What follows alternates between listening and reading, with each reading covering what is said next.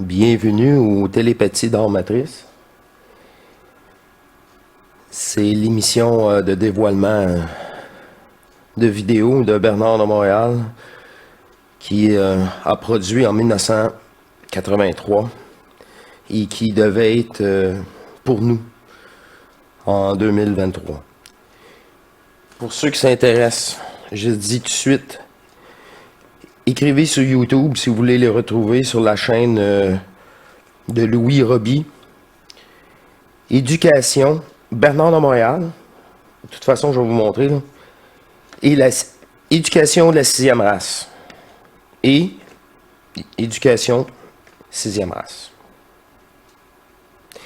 Il y a 2 parties, chacun d'1 heure. J'ai pas l'intention de les passer en intégrale, loin de là. Il y a des parties plus ou moins pertinentes maintenant qui me dit que il était limité à cette époque. Et au début, là, que ce soit A ou B, ils reviennent à dire « Nous sommes en 1983 et ceci, on parle avec le Bernard de Montréal qui n'est plus avec nous, qui est mort mais qui est encore avec nous en 2023. » Au début, même il dit 2025, 2 fois après ça, et c'est toujours 2023, tout le temps. Je ne sais pas pourquoi. Ça s'est ajusté, on dirait, par eux-mêmes. Bref, c'est spécial. C'est spécial parce que là, je vais vous présenter un extrait. Là. Dites-vous que il parle de notre civilisation. Qu'est-ce qui est en ce moment pour lui qui décrit en 1983 et les passages qu'il y a eu puis à venir. On va écouter ensemble.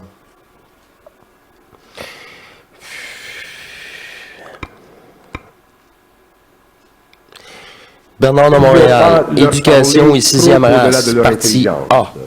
Louis Roby. Le problème fondamental, ce n'était pas leur science. Leur problème fondamental, c'était leur psychologie. Ce qu'ils avaient de besoin le plus, c'était la psychologie. S'ils avaient eu, les hommes de ce temps-là, une psychologie stabilisée, et aussi une psychologie qui aurait automatiquement mené à une relation équilibrée entre les différentes nations, nous aurions commencé notre travail beaucoup plus auparavant, mais nous ne pouvions pas. Donc, nous ne pouvions pas altérer leur psychologie parce qu'ils devaient vivre leur expérience. C'est par la compréhension. La seule fonction que nous avions, c'était de parler. Donc, nous parlions. Nous parlions à voix couverte ou nous parlions à voix ouverte, selon le cas. Nous avions des conversations privées qui étaient plus ouvertes, mais il y avait toujours un voile. Et ceux qui ont bénéficié de conversations ouvertes sans voile étaient très, très rares.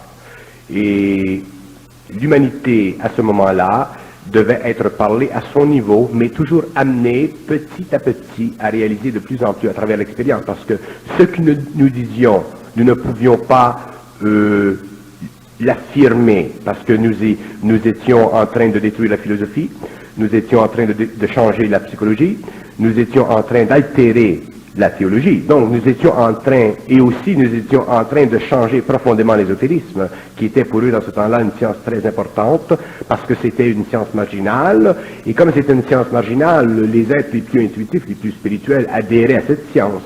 Donc nous devions automatiquement créer un changement vibratoire dans toutes les sciences de l'humanité.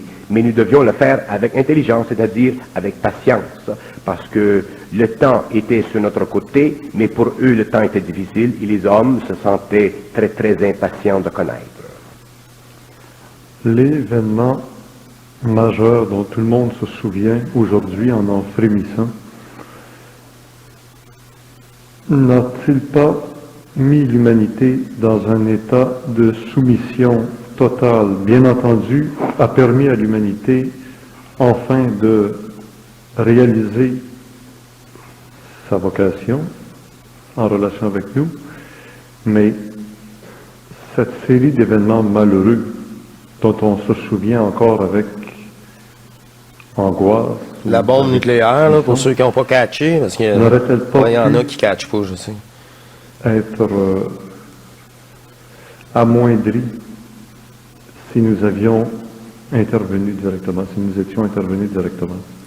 Elle aurait été amoindrie sur le plan technique. Autrement dit, nous aurions pu empêcher certaines choses. Mais L'homme, lui, aurait fait de nous des dieux.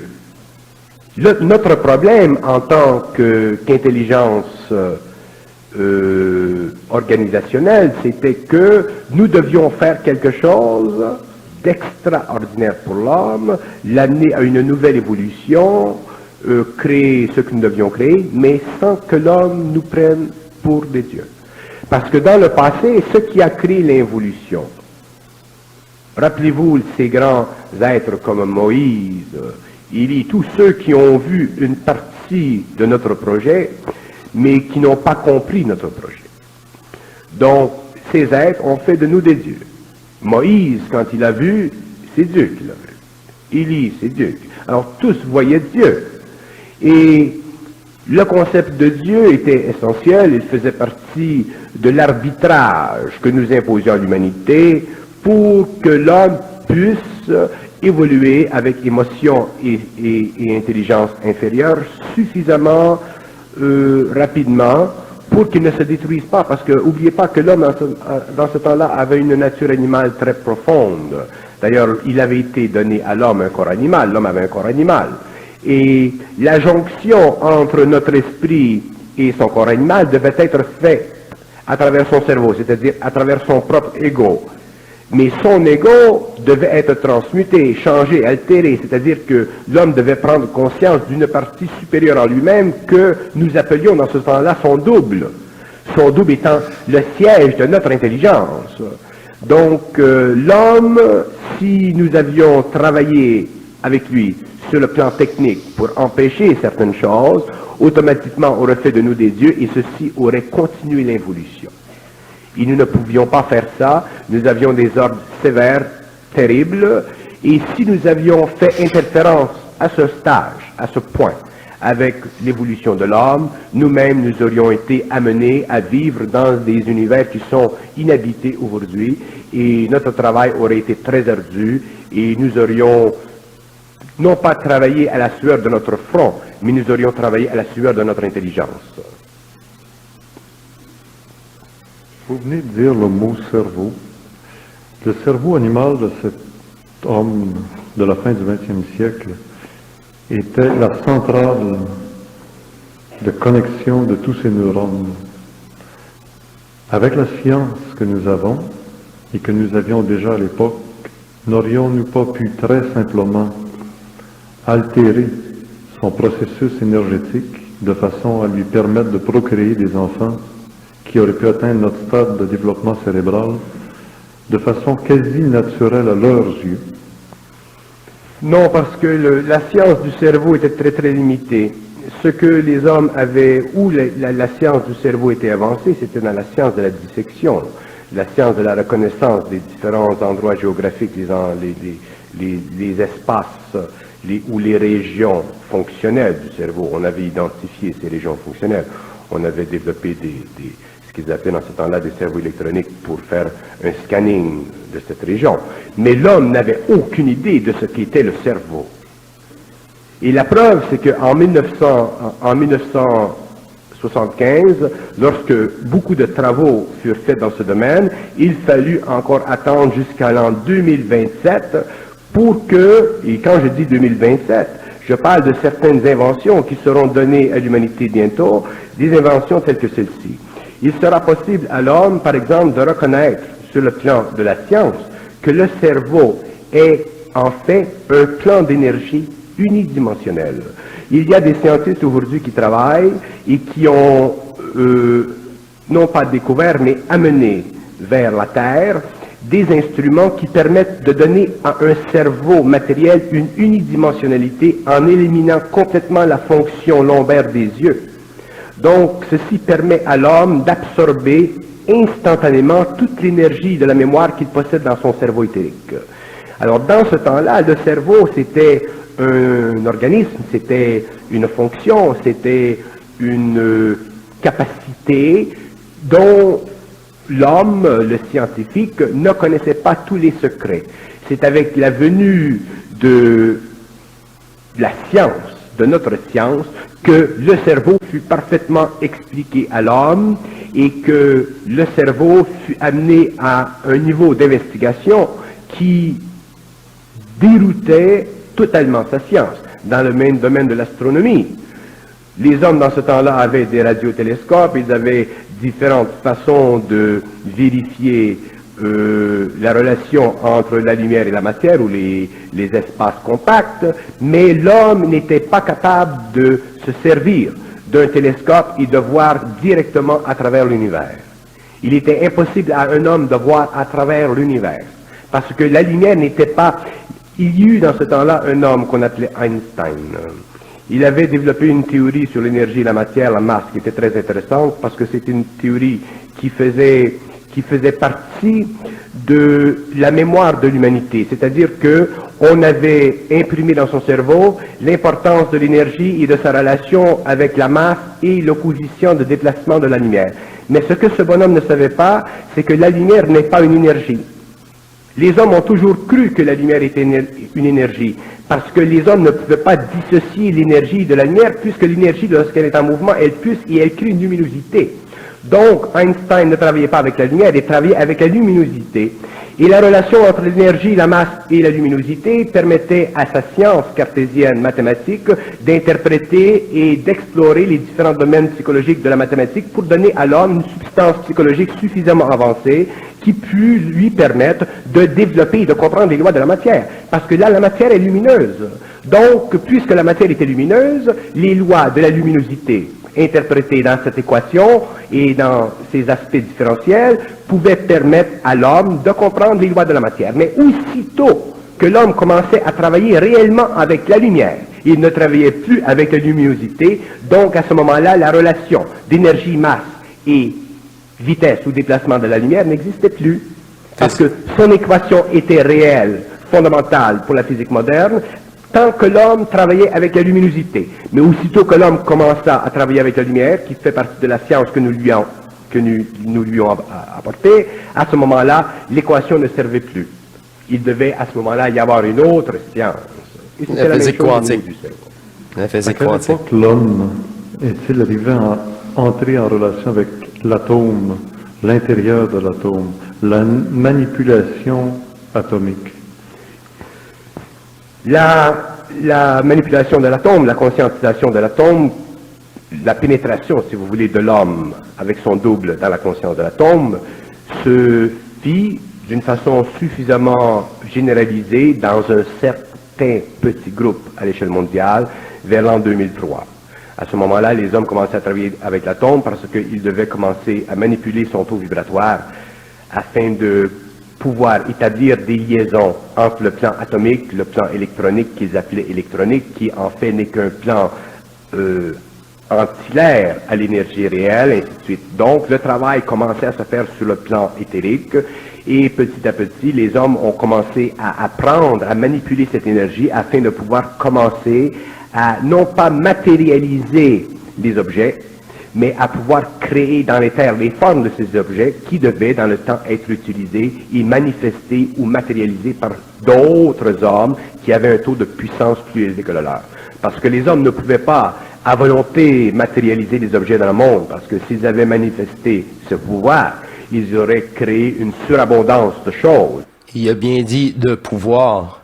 C'est pas de la puissance, c'est tu accordes l'énergie à la forme, au jeu. C'est pas de la puissance, c'est du pouvoir. Puis imaginez-vous le chaos. On peut faire plein d'affaires, mais tu refais plein d'affaires, puis tu es encore en plus pris, encore avec plus de bébelles inutiles. Et l'homme ne devait pas avoir une surabondance de cette nouvelle technologie. Il aurait créé le désarroi et le désaccord complet sur le plan politique, social, économique. Donc, les grands... prenez par exemple le téléporteur. Le téléporteur fut donné à l'homme en l'an 2010, et ce téléporteur, lorsqu'il a été donné à l'homme, il a été matérialisé à partir de l'éther, et une seule copie lui fut donnée. Et cette copie fut donnée aux Américains. À quelle époque l'homme a-t-il commencé à jouer avec le son de l'atome? L'homme a commencé à jouer avec le son de l'atome à partir de cette période. Mais là, le téléporteur, là, c'est correct, là. Tout le monde, c'est correct, là. Ben, parce que ça fait déjà 2015, ou 2018, ou 2020, là, sont rendus. Ah, on n'est plus avec des quelques molécules, là, puis ça, c'est un petit labo, tant qu'à moi, bien cheap, là, comparativement à l'armée qui est là-dessus depuis 70 ans, là. Eux autres, sont déjà rendus ailleurs. Mais eux autres, la petite barbe épine, mais ils ont réussi à la faire disparaître, puis la faire réapparaître plus loin. Ah, mais on peut pas pour un corps humain. Ben oui, c'est sûr, t'as pas le budget, puis ça fait 10 ans que t'as commencé, quand qu'eux autres, ils l'ont le budget, puis ça fait 70 ans qu'ils sont là-dessus. C'est comme le vieux monsieur, le vieux monsieur, il a travaillé, c'est un portail avec son père qui était dans l'armée, il a jamais changé son histoire jusqu'à sa mort, une mort louche, d'ailleurs. Je tenais la main de papa, c'était Stargate, la lumière, beaucoup d'électricité, on a passé de San Diego à New York, ou je sais pas, tu sais. On a traversé les États-Unis en 5 secondes, en marchant. Tu sais, il n'y a jamais des... Ah, OK. Mais moi, tu sais, qu'est-ce que je fasse avec ça? On verra bien. Hein. Puis ça m'a l'air assez... sérieusement, on est déjà une grosse coche au-dessus de ça, là. Fait qu'on va poursuivre. Lui... il nomme des dates, c'est pas ben important, je veux dire de quoi, là. C'est vraiment... il décrit nous, là, la façon qu'on pense, tout simplement. Puis c'est ça qui est destiné pour nous. Puis il y a plein de choses que vous devez par vous-même l'écouter parce que je peux pas le mettre sur YouTube. YouTube, il y a de la censure, la source n'a pas. Vous voyez, là, sérieusement. Hein. Fait que ça, c'est général. C'est même qu'est-ce qui peut être toléré. Sur le web, je sais pas comment vous dire ça. Dans la matrice. En ce moment, peut-être plus tard, ça sera peut-être autorisé. C'est pour ça que si vous l'écoutez par vous-même, les deux, et ça c'est correct parce que c'est pas public, c'est votre recherche, c'est votre détermination aussi à le voir, puis ça, personne peut... Non, personne, c'est votre... Vous êtes Dieu qui décide. Ah, tu peux pas rien faire. Vous, hein? On poursuit. Lorsque l'homme jouait avec les sons ou s'amusait avec les sons auparavant, c'était en fonction de ses activités astrales, mais c'est lorsque l'homme entra dans l'éthérique qu'il commença à investiguer la nature de l'atome, à en reconnaître sa liaison avec la lumière, et à en voir et à en manipuler la luminosité. Et ses fréquences avec la matière. Dans l'absolu, là, moi j'ai une vibration, je sais pas c'est quoi, tant que j'ai pas mis de la source, de l'énergie divine, elle prend pas forme. Et tu prends forme pour te manifester. Même affaire. Je ne sais pas c'est quoi. Je vous donne l'énergie. Une table vient d'apparaître. Ah! Une table en bois. Celle-là de telle espèce. Ben, l'autre signature. Non, c'est une table en fer. Ça, c'est un véhicule moteur que je connais pas d'une autre époque. Ah ben, c'est toute la matière, là. Elle a une signature spécifique à elle. Je l'ai déjà dit, ça, dans d'autres vidéos. C'est pour ça que peu importe, c'est comme un code QR qui est dessus, tu le rentres dans la machine, elle te fait qu'est-ce que le code QR dit comme... C'est ça, mais en fréquence.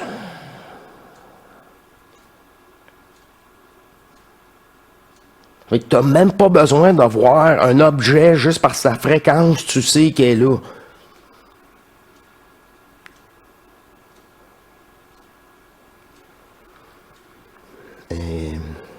C'est comme ça que je peux ressentir les autres entités aussi qui pourraient s'approcher ou être... ouais, c'est ça. Apparaître devant moi. C'est par fréquence. Je suis désolé. On va continuer. À quelle époque l'homme a-t-il percé le secret de ce qu'il a appelé pendant très longtemps la vie, mais qui est finalement que la substance énergétique vitale de son corps physique?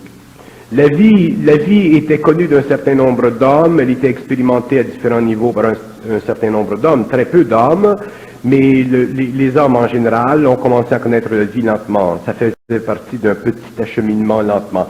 Ce ce qui s'appelait dans ce temps-là la race racine. La race racine, c'est-à-dire cette nouvelle race supramentale qui avait été donnée en conjonction avec ce fameux bonhomme que je vous disais là, qui est venu à la fin du cycle, qui avait été donné le pouvoir de rentrer avec facilité dans les terres et de faire le raccord entre les terres et le plan matériel. Donc ces hommes, petit à petit, comprirent la vie. Le bonhomme, là, c'est parce que tout le long de la vidéo, c'est lui, là. À un moment donné, M. Glenn, il demande, là, vous, votre rapport en 2023, une fois décédé, c'est quoi? Puis il dit, je suis avec vous, ma mission n'est pas terminée. L'ascension, la fusion, la transformation, je dois être encore là. Mais de la source. La vie et commencèrent à expérimenter avec la vie. Mais il y eut très peu de ces hommes, très peu, un petit nombre si nous considérons le nombre très vaste de la population de la Terre. C'est sûr. Grâce à tout ça, l'homme qui ne vivait que 60, 70 ans, aujourd'hui peut vivre beaucoup plus longtemps. Oui, l'homme aujourd'hui peut vivre jusqu'à 150 années, 160 années, oui. Et derrière les infiltrations de la science pré-antédiluvienne, comment l'homme a-t-il percé ces mystères de la Grande Pyramide, du Sphinx, des secrets du Tibet? C'est très intéressant ça. Pendant cette période de l'humanité, il y avait un très très grand intérêt pour le Tibet, pour les pyramides, pour ce que nous pouvons appeler le matériel artefact historique de l'humanité. Il y avait un grand intérêt parce que c'est normal, les hommes regardaient dans le passé et voyaient que dans le passé de grandes choses avaient été faites et ils se voyaient aujourd'hui dans une période qui était plus ou moins plaisante, ainsi de suite. Donc les hommes regardaient dans le passé.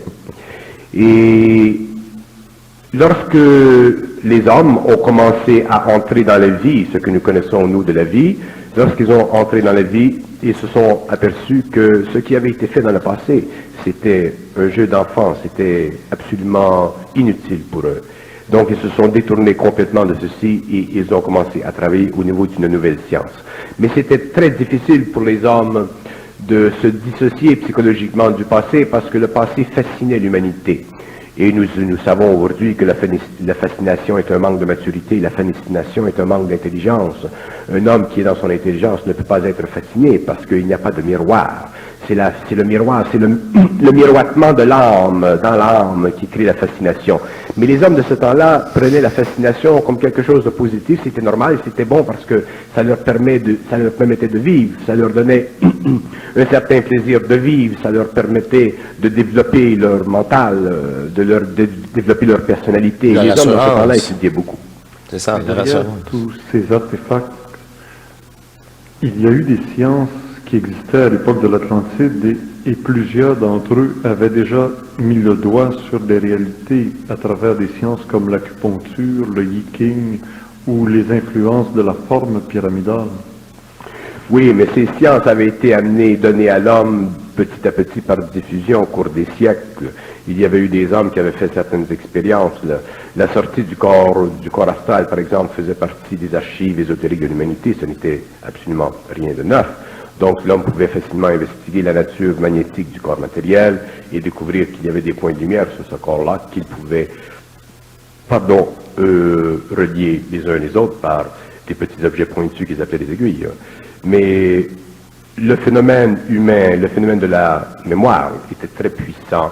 D'ailleurs, c'est justement le phénomène de la mémoire de l'humanité qui a permis à l'homme de se nourrir du passé. Et si l'homme n'avait pas eu ça, s'il n'avait pas eu de mémoire, il n'aurait pas pu construire parce qu'il a développé constamment les formes de sa civilisation pendant des siècles. Et d'ailleurs, au XXe siècle, la civilisation était très belle. On avait des choses qui étaient très très bien construites, ainsi de suite. Mais ce n'était rien avec ce que nous avons aujourd'hui. Parce que l'homme de ce temps-là ne pouvait pas comprendre le pouvoir de la lumière. Il ne savait pas ce qu'était la lumière. La lumière pour lui était un phénomène de luminosité, tandis que la lumière pour nous, c'est la vie en mouvement, mais sur un autre plan, en fonction d'un plan inférieur, ainsi de suite. Qui êtes-vous? celui dont on entendait la voix depuis 1 heure, situé en l'an 2023. Vous vous êtes situé au rôle de qui? En 2023, je ne suis plus sur le plan matériel, je suis dans ce que nous appelons les terres. Je fais partie de la terre, je travaille avec l'homme, je suis en charge de certaines activités importantes. Je suis un scientifique et j'aime mon travail et je demeurerai ici tant que je n'aurai pas fini mon travail.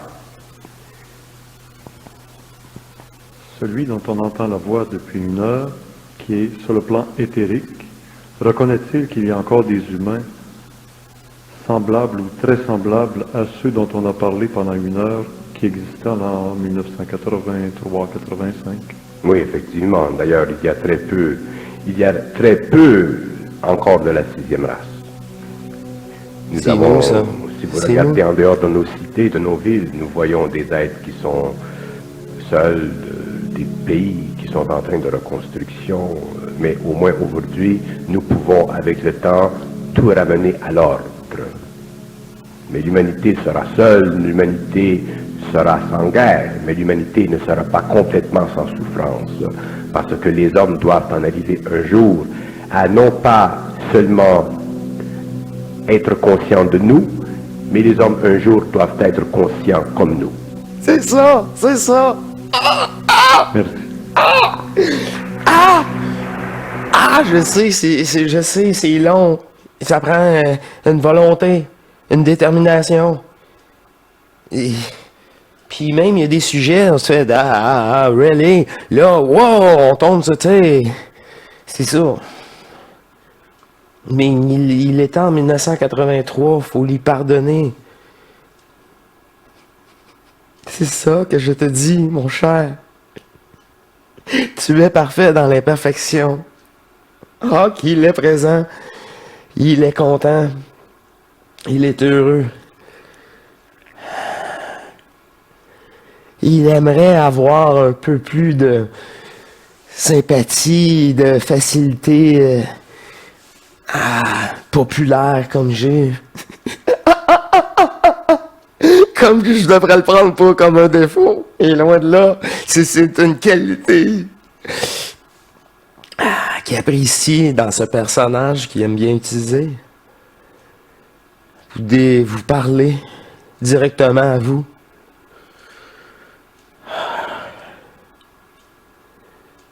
Vous aviez bien entendu. Et c'est bien réel. Et tout est déjà déterminé. Que vous le sachiez ou pas. Cela n'a pas d'importance maintenant.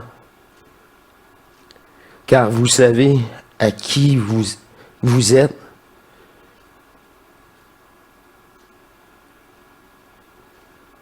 Vous avez accès à tout cela.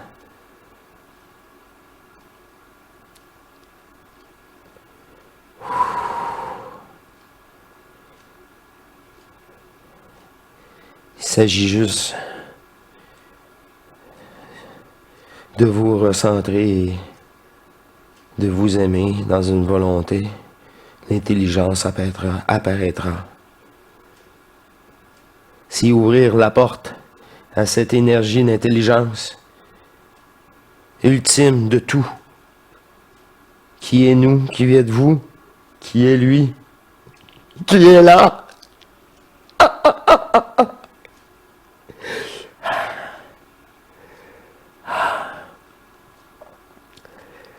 Amour, volonté, intelligence, la Trinité, que vous devez avoir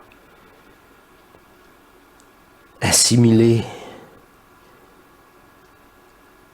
vous-même, tout cela en vous.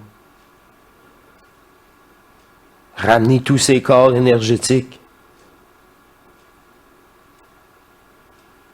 dans « je suis ici, là, maintenant » et tous les autres, venez s'aligner dans cette énergie. souveraine, illimitée de votre propre conscience, qui sera alors en communion et communication dans l'unité que nous sommes. Tu n'as nullement besoin de prendre un accent ou de prendre un teint ou mes expressions. Tu seras plus juste si tu es toi-même. Avec les mots de précision matricielle que je regrette, mais que les gens n'auraient pas compris. Alors inutile pour moi.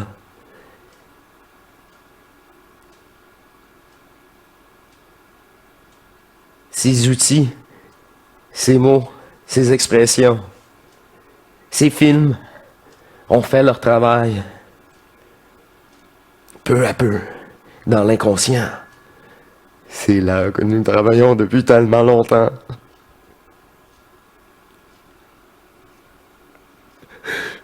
Ils réalisent bien les tenaces, les fusionnés au très haut niveau qui ont pu supporter ça.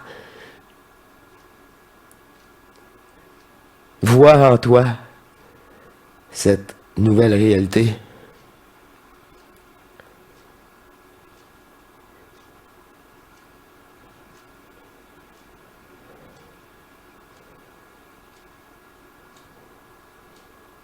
Merci. Il y a peut-être d'autres passages.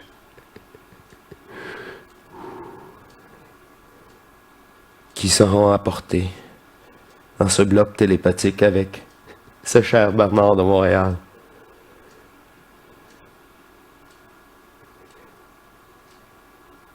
Cette belle divinité.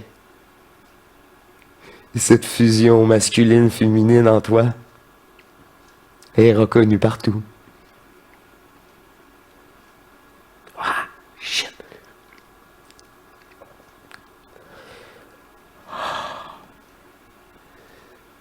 Nous sommes bien avec vous tous. Et nous utilisons tout simplement ce personnage avec cette conscience pour vous parler. Nous ne pouvons pas vraiment le faire avant car ces pleurs et cette joie qu'il ne pouvait pas contrôler bloquaient et mettaient cette transmission très lente et très colorée. On ne pouvait pas aborder des propos avec une lucidité si impeccable dans une telle colorité.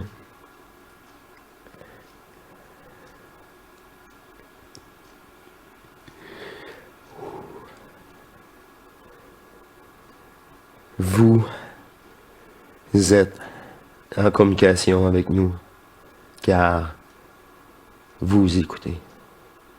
À ce stade, le hasard n'existe plus. Et la personne qui n'était pas prêt à quitter depuis longtemps à ce bavardage si monotone.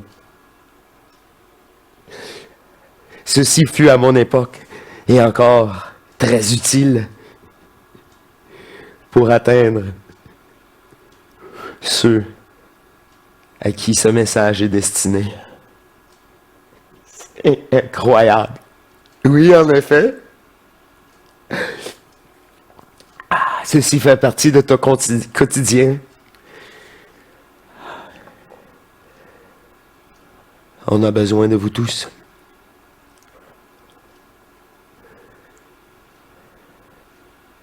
Dans cette unique conscience de créateur que nous sommes.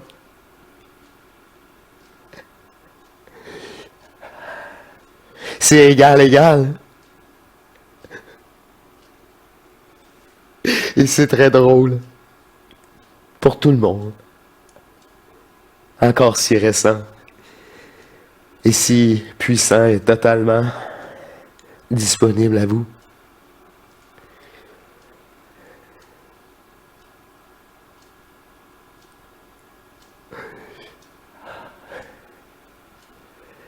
Je suis hors matrice et je vous salue.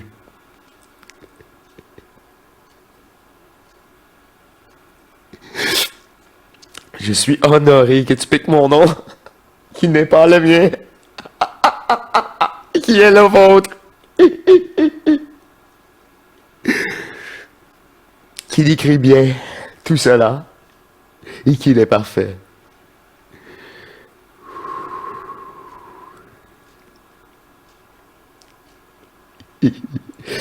Je vous remercie beaucoup.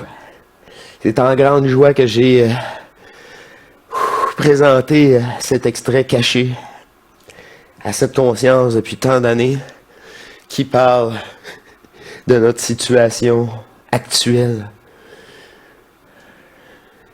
de l'humain, de la 6e race, que vous êtes officiellement reconnu dans l'univers.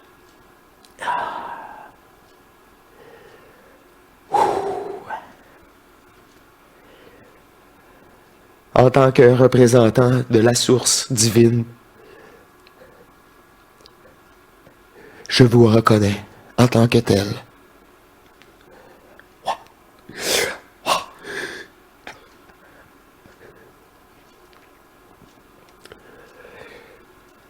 Je vais vous quitter.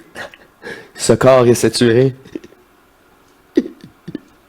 Et je ne veux pas imposer de sensations inutiles, corporelles.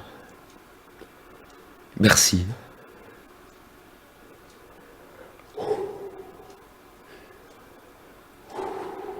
Je suis là. C'est juste que les messages, ça vient de couper. C'est correct comme ça, d'ailleurs. Est-ce que je rebaisse un peu en intensité, là? Ça veut dire que de même à chaque fois. Tous ceux qu'on a perdus, là, c'est correct, hein? Comme qui dit si bien, c'est la détermination que c'est la fin, que c'est le meilleur.